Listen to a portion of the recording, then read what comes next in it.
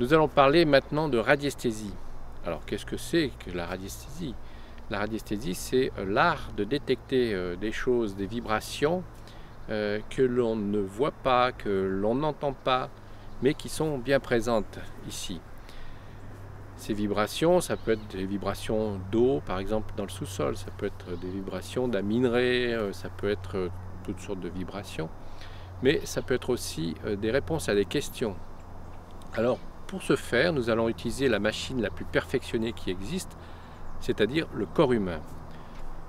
Le corps humain a la particularité d'avoir un inconscient avec lequel théoriquement on devrait pouvoir communiquer.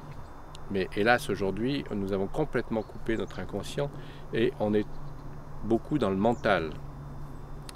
Le fait d'être dans le mental, on n'a plus accès à notre inconscient, ou vraiment très peu, ou on ne sait plus l'écouter. Donc on va utiliser un outil, l'outil du débutant, qui s'appelle le pendule. Le pendule, en général tous les géobiologues en ont un.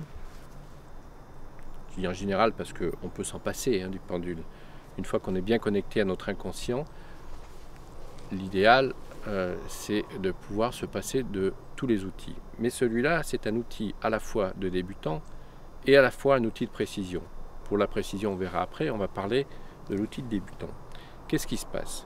On veut poser une question, notre inconscient connaît la réponse, mais comment faire parvenir cette réponse à notre cerveau? On sait qu'on a coupé la communication, donc on va utiliser cet instrument. Alors des pendules, il y en a des milliers de sortes, vous pouvez le fabriquer avec n'importe quoi.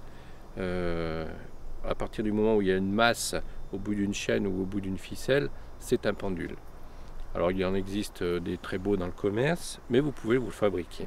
Celui-ci, c'est moi qui l'ai fait avec un Dorje tibétain et j'ai mis une petite chaîne au bout et je peux m'en servir. Alors le pendule a la particularité de osciller ou tourner comme ça. Alors tout d'abord, il va falloir faire une convention avec votre pendule. Puisque vous allez poser des questions, le pendule va vous répondre par oui ou par non. Alors il faut déterminer quel sera le oui pour vous et quel sera le non.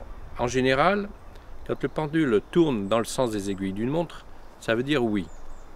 Et s'il tourne dans le sens contraire, ça veut dire non.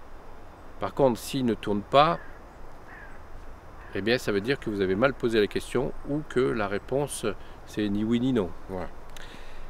Pour certaines personnes, je vous ai dit que le pendule tournait en général dans le sens des aiguilles d'une montre, mais pas pour tout le monde.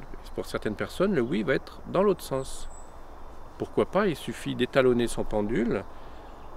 Alors, pour ça, vous pouvez écrire sur un papier oui, et vous allez penduler au-dessus. Et si votre pendule part dans le sens des aiguilles du monde, votre convention sera le oui.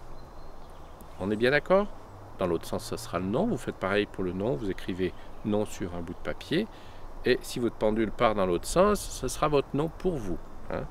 Ça peut être différent pour chaque personne. Moi, mon pendule, je l'utilise différemment. Le oui, pour moi, il part en oscillation vers la droite.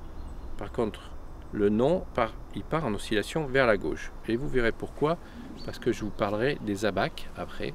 Ce sont des cadrans que l'on utilise beaucoup en radiesthésie. Mais pour l'instant, revenons à notre oui et notre non. Pour avoir une réponse oui ou non, il faut poser une question. Alors, on peut poser plein de questions, mais cette question, elle est pas toujours facile à formuler parce qu'il faut qu'elle soit très précise, cette question. Qu'est-ce que je prends comme exemple? Cet arbre qui est derrière moi fait-il partie du règne minéral? C'est une question qui peut paraître un peu stupide puisqu'on sait qu'il ne fait pas partie du minéral. Mais vous pouvez vous entraîner comme ça au début. Fait-il partie du minéral? Alors si votre pendule tourne vers la gauche, ça veut dire non. Vous avez la bonne réponse puisque ça fait partie du règne végétal, évidemment. Mais ça, c'est une question qu'on ne va pas poser, c'était uniquement un exemple. Pour ce qui est des questions, il faut que les questions soient extrêmement précises. Si votre question n'est pas précise, si elle est ambiguë, si elle n'est pas bien finalisée, votre question, votre pendule aura du mal à vous répondre. Quelquefois, il ne vous répondra pas du tout. Et votre réponse va être faussée aussi. Donc, il faut insister sur la manière de poser les questions, et ça, c'est très important. Donc, quand vous êtes débutant, et même quand vous êtes très aguerri, quand vous avez des questions importantes, il faut les noter sur un papier. Comme ça, vous allez bien les formuler, vos questions. Et une fois qu'elles seront bien finalisées, vous pouvez utiliser votre pendule et avoir vos réponses. Alors, cet outil, on peut avoir beaucoup de réponses, on peut poser beaucoup de questions, mais il ne faut pas l'utiliser pour des questions confidentielles sur certaines personnes.